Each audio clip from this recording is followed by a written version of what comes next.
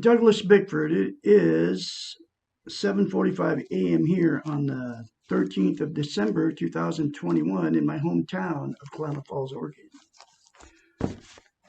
I am teaching self-esteem out of this book right here, The Portable Therapist by a doctor of psychology. She got a PhD in psychology, folks. She was a psychiatrist, a therapist, a counselor, a marriage counselor for many years. I'm not sure she's still doing it. She's the real deal, unlike 99.99.99% of the fake doctors on YouTube. Okay. And the reason she's not on YouTube is because she was a real doctor. Okay. I am teaching her concepts out of this book, and this book will teach you self-esteem and how to get it. Self-esteem is the absolute most important thing you can have as a human being. And that's because you can't love or be loved without it, and you can also not be content without it. So,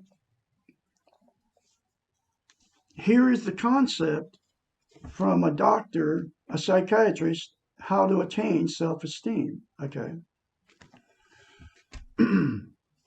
You look at yourself in the mirror and say, I love you. You say, I love my inner child. I'm going to nurture and take care of my inner child. You say, I'm worthy to be loved and worthy to love.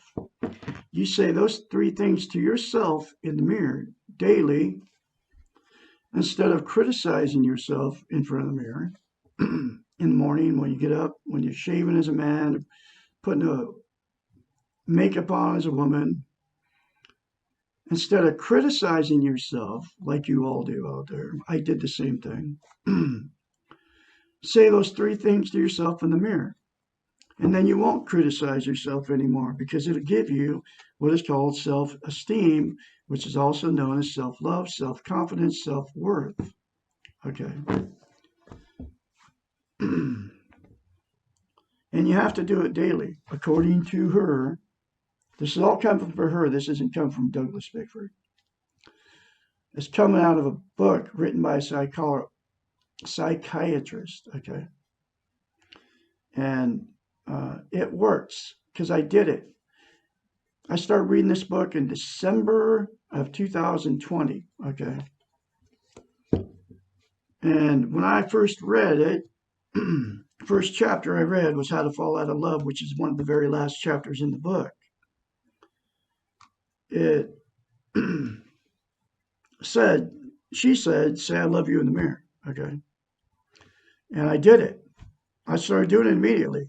And the very first time I did it, I thought, that's crazy. Just like you think about me when I tell you that. I thought, that's nuts. And then I go, well, it's a psychiatrist and it's in the book. I'll try it. And I tried it. Okay, but the very first time you do it, folks, you'll have to force yourself how to do it. Because it feels too weird. And I did it. And I started doing it. And I kept doing it. And I still do it today. I love Douglas Bickford. I love my inner child. I'm worthy to be loved, worthy to love. Less than 10 seconds is what it'll take you. Okay. It'll change your life. I guarantee it. It changed mine. And the reason I started going through this book was I've been married 4 times. I had no self-esteem, didn't even know it, in May of 2017 when I put an ad on Craigslist. I had no self-esteem because I was emotionally, physically, and sexually abused as a child by my parents. Okay. And what happens to us, when that happens to us, we're all humans. And what happens is, because of that, to me, when I was a kid, I carried it, I stuffed all the pain of that my whole life, all the way up till I was 65 years old, till I attained self-esteem. And anyway, so in May of 2017, I put an ad on Craigslist, okay, looking for a woman, even though I had everything I could imagine, okay.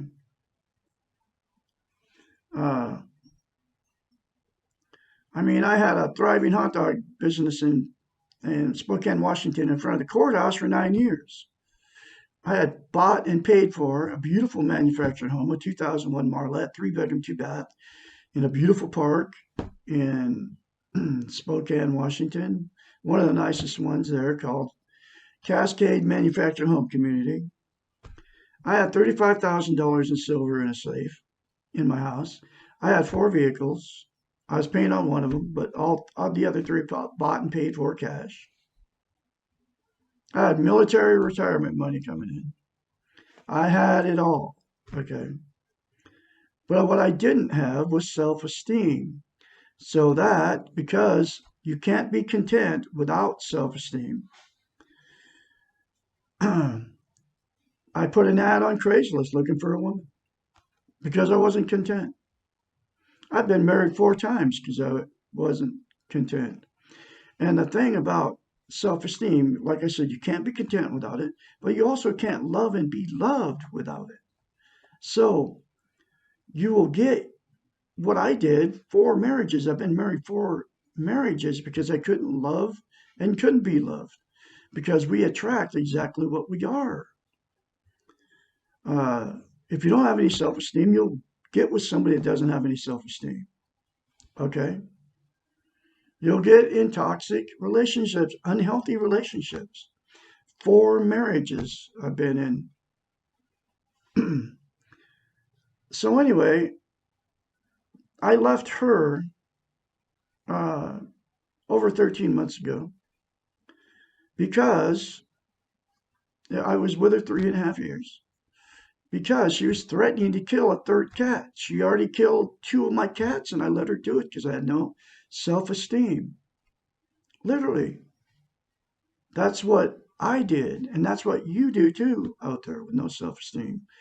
Because these people that you get involved with no self esteem, people actually become evil with no self esteem.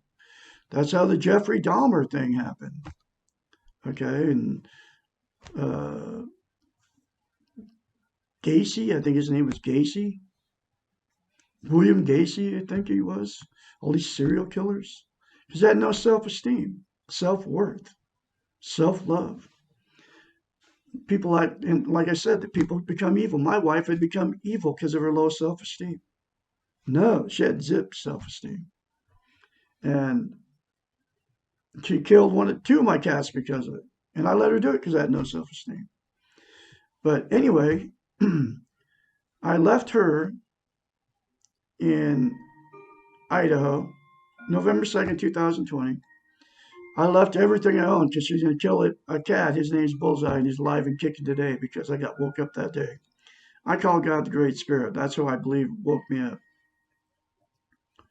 to leave her. Okay. And because she was going to kill him. But anyway, so I ended up at my son's house in his driveway. I took an old RV, 1987 Prowler, pull behind trailer, and my 1987 Dodge van. And it ended up at my son's house in his driveway. Okay. Nothing worked in that thing except for the lights. And it was clean because I had cleaned that thing out. That was it. And it had, I took a few clothes. I took that and my 1987 Dodge van, and I hit the road and tried to go back twice before I had self-esteem. Anyway, so I ended up his driveway, and in a box, his house got burned up in Oregon City. I believe his wife did it on purpose. I can't prove it, but I believe the insurance company knows it too, because they wouldn't pay out to have that thing fixed. Anyway, in a box in this burned out house, they were living in an RV. The insurance company gave them an RV to live out in their front yard. And in a box in the house, I was looking for a coffee cup when I drank coffee. I don't drink coffee anymore because it's a stimulant.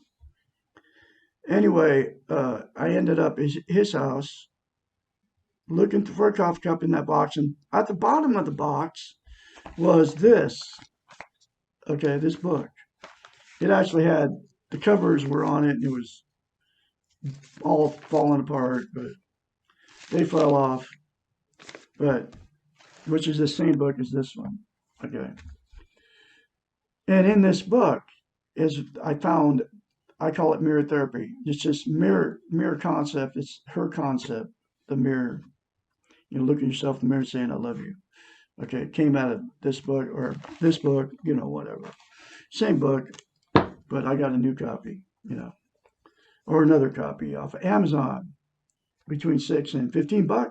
And you can get the book, and it will fix you with no self-esteem. It's the cure for no self-esteem, self-love. Okay. Anyway, that's where I found the book, and I believe I went to my son's house just to get it. And I believe the Creator, God, the Great Spirit, what I call him, directed me there. And it doesn't matter what you call God, you know. We can all, but you can still get self-esteem even if you're an atheist. You don't have to believe in God to get self-esteem. I believe in God, a creator. But, you know, you don't have to get self-esteem. If you say those things to yourself in the mirror, you're going to get it anyway. You're going to get self-esteem if you do it. And you keep doing it, okay? And it all comes out of the book. You got to keep doing it. To maintain self-esteem, you have to practice it like lifting weights, okay? Less than 10 seconds of your life in front of the mirror. The reason I'm doing this is, number one, nobody's doing it. Nobody's teaching how to get it, which I just told you how to get it. And nobody's telling you how simple it is. And it is that simple to attain self-esteem. Then you can further enhance your self-esteem by continuing to say that to yourself in the mirror every day, or say positive things to yourself all the time. Doesn't even have to be in front of the mirror. Just reaffirm that you're beautiful, that you're a good person, which you all are. Okay. But it's that simple to get it. Okay. But it saved me from living the rest of my life with no self-esteem, no self-love, no self-worth, no self-confidence.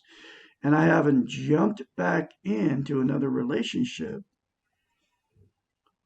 13 months free and clear of having to jump back in another relationship because now that I've attained self-love, I can actually live by myself and be content, because I couldn't be content without having somebody there before, because I didn't have any self-esteem. And there's billions of you out there too in the same boat.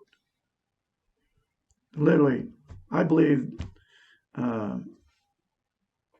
self-esteem has been taken away from us, you know, intentionally by the televisions. Now it's the social media. And I believe this before I ever read this book, but she talks about the training that we've all received and everything we've been taught. And the big one is the television. And now it's social media doing it to us, taking away our self-esteem. Or that's why nobody's teaching it on YouTube. That's why the television, you don't even hear the word self-esteem. Nobody talks about it. It's like a taboo subject. Because what we do as humans, like I said, we stuff all this pain that we receive. You never talk about it. You stuff it deep down inside you. And then you never talk about it. And the problem with that is to get over this emotional pain that you receive, and all of it, okay, you have to get it out and release it, okay. And the only way that you can do that is to attain self-esteem. And the reason that is, when you attain self-esteem, we all have this little kid living inside of us. It's called the inner child. And it will not let you at your emotions, all the bad stuff that's been said or done to you your whole life. It won't let you at them. It's the guardian of your emotional warehouse. This all comes out of the book. And until you say, I acknowledge you exist, I love you, I'm going to nurture and take care of you, my inner child, we all have one, male or female. Until you say that and tell your inner child, you're listening, I'm going to help you, I'm paying attention. It won't let you at all those emotions, and that's why you can't talk about it. It's all true, and it all comes from her, a psychiatrist. That's why I believe I was directed to my son's house to get this book. I got kicked out of there after 6 days because it was his abusive wife. And he has no self-esteem either. He can't stick up for himself. Because if you don't have self-esteem, you can't stick up for yourself. You'll just do whatever. You'll do whatever anybody tells you to do. Because that's why you get abused by these people that you're living with. That's why you're in a toxic relationship. You can't get out because you don't have any self-confidence, self-worth to hit the door. I mean, I've been witnessing what's been happening to me. I've been moved to Klamath Falls, Oregon, and it's all different now. I moved back home to my hometown, Klamath Falls. There's predators out there that will take advantage of you. That they don't have any self-esteem, but they're going around and they manipulate other people to get them to give them stuff or whatever. I just went through this whole thing with this guy in town here, man. He showed up at my door one day. But I learned I had to go through this last incident. I lost money to this guy, like to the tune of $2,400, $2,500, $2,400, because I fell for his con. He was like a con artist, but I fell for it, even with self-esteem. But it was a learning experience. He came to my house yesterday, wanting something out of me. Like he's homeless, living in a car, got this barbecue trailer that he stole from somebody in California. And his name's, don't remember the guy's name. I can't remember the guy's name. Anyway, that's how important the guy is to me now. No, not zero.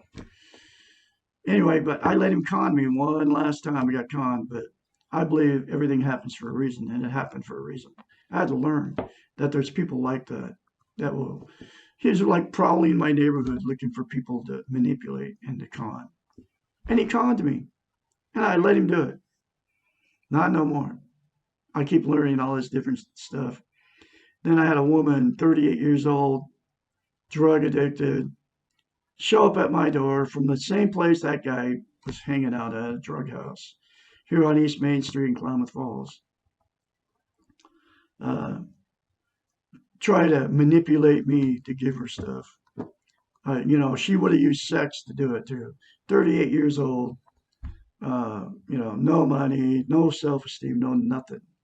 And I had to learn that there's women that do the same thing. Okay.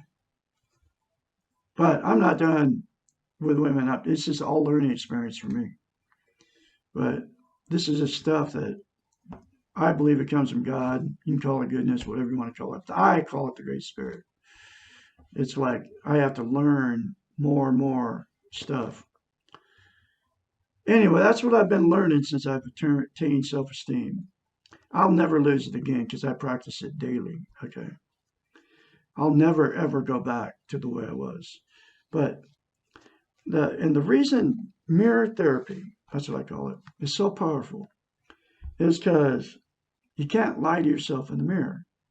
So, and now you all know what I'm talking about. I used to do the same thing. When you get in front of the mirror, you criticize yourself, right?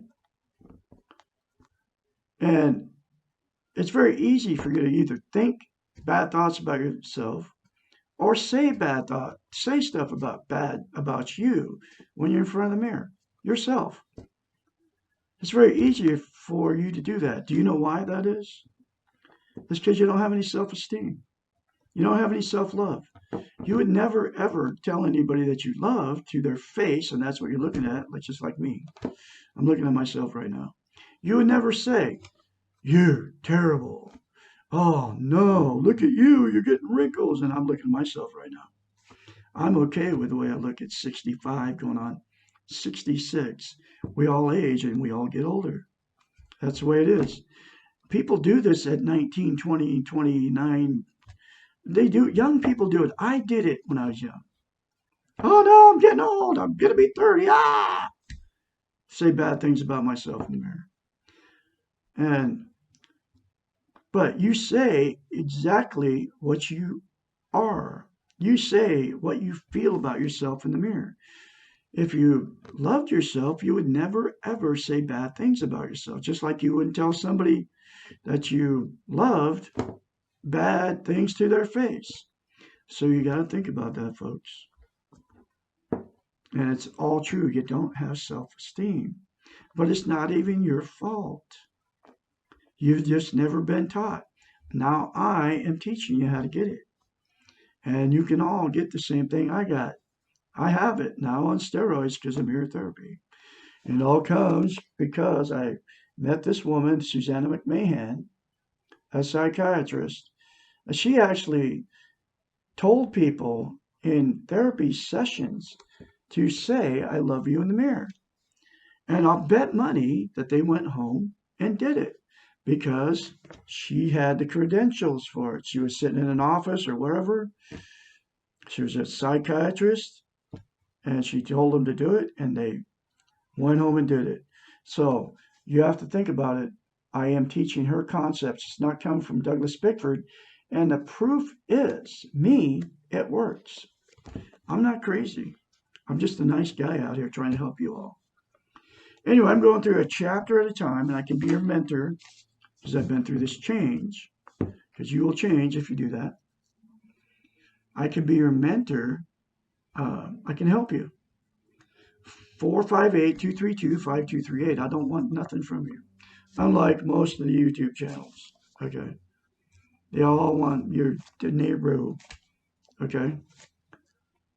But I can help you. That's my phone number. And here's the next chapter. I'm going through one chapter at a time. I have been since 19 February 2021, and it has changed my life.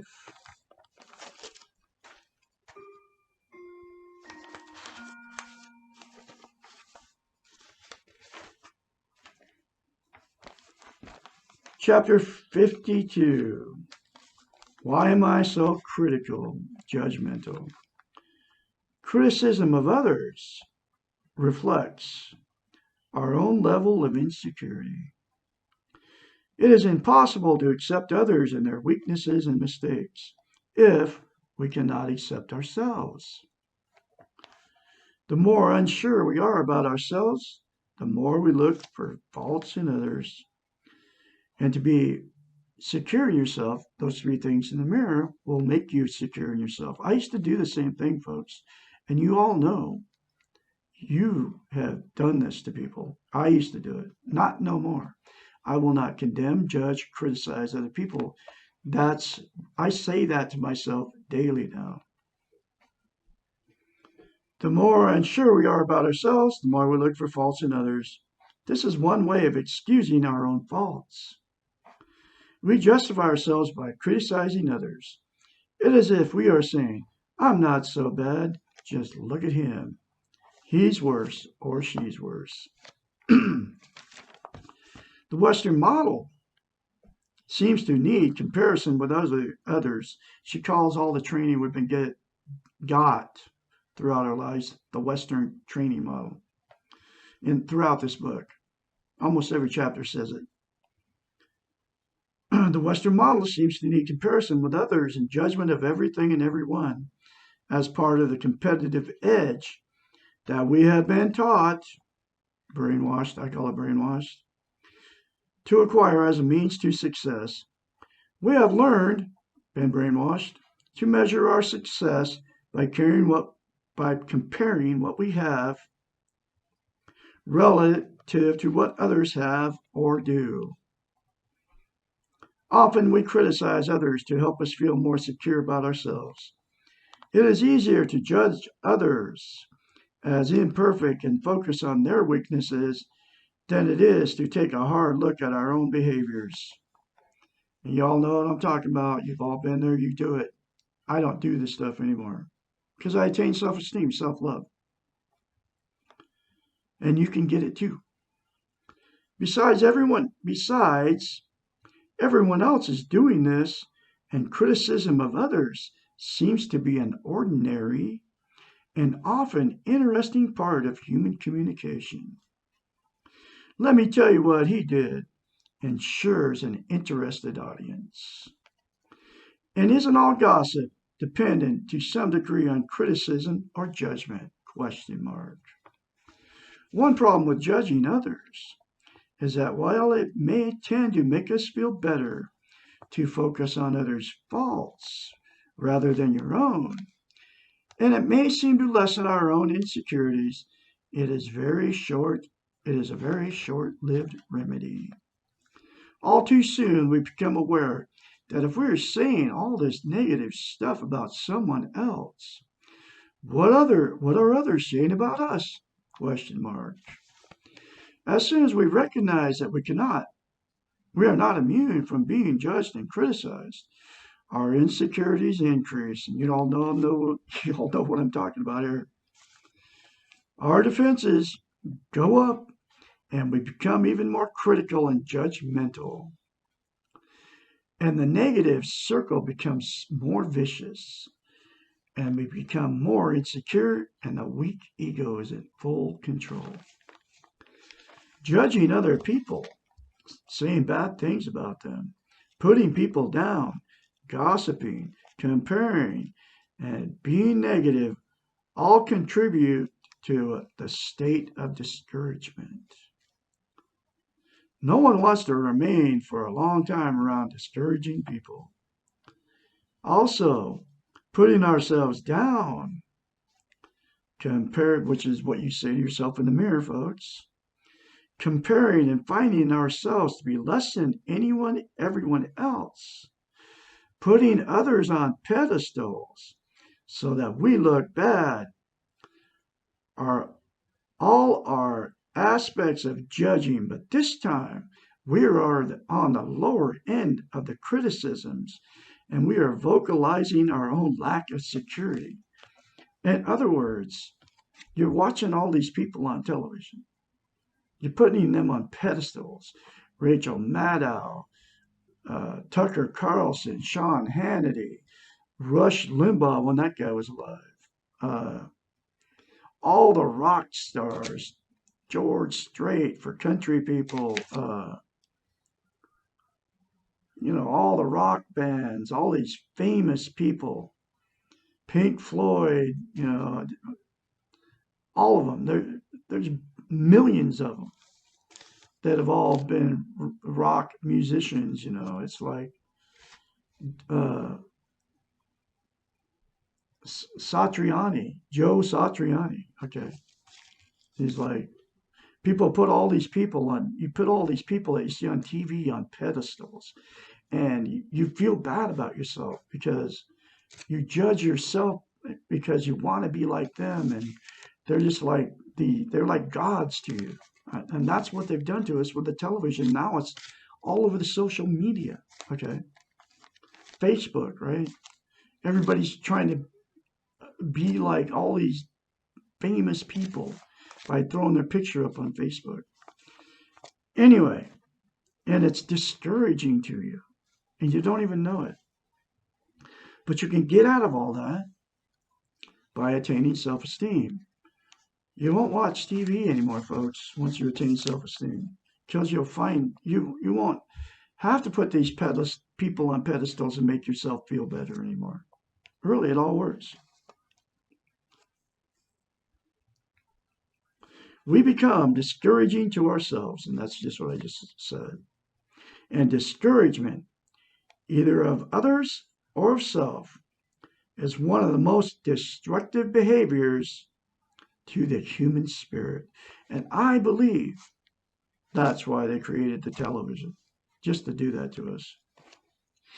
So we all run around feeling terrible about ourselves. It can all change with the three things in the mirror to yourself, folks, for sure.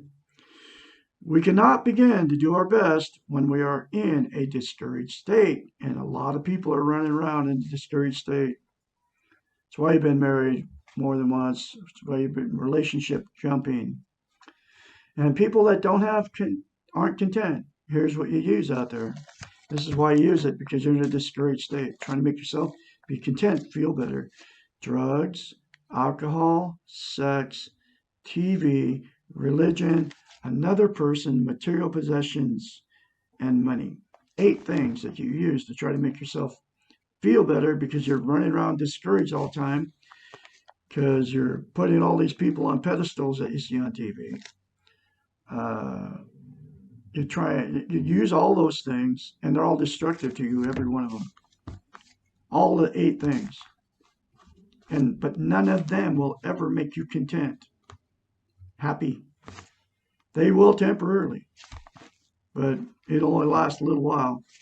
And attaining self-esteem, self-love, by the 3 things in the mirror to yourself daily, will make you content. You won't have to use those 8 things anymore to feel content.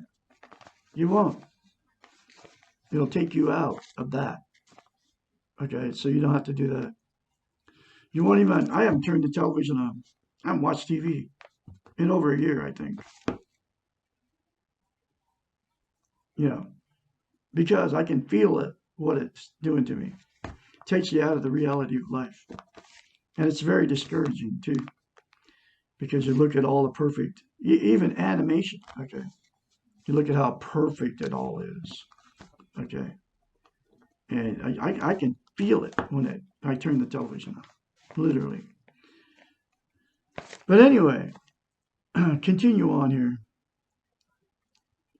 Judgment and criticism are closely related to expectations. Generally, we criticize when we expect something to occur, and it does not. It is typical to want people to do things for us or take care of us, or to be as we perceive them. And when they fall short or do not measure up to our expectations, then we feel the criticism is warranted. After all, they did not do what they were supposed to do. Think about this process for a moment. Whose eyes are doing the judging? ? Who is setting the standards? ? Who is assuming that they have the right perceptions? ? Judging others implies comparing them to something. And who has the right to know what the ultimate something is? ? When we criticize or judge others, are we not perceiving the world through self-centered eyes? ? Are we not implicitly imposing our standards or beliefs or failures on others? ?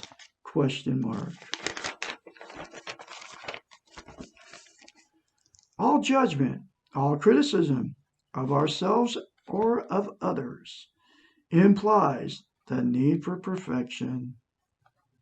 Once we give this up, once we accept that no one can be perfect, then we no longer need to engage in destructive and discouraging practice of judging others.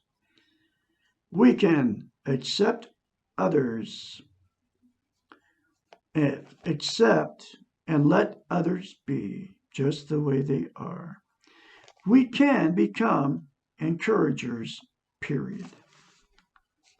Very powerful chapter, folks. Oh, I can be your mentor, like I said. Phone number 458-232-5238.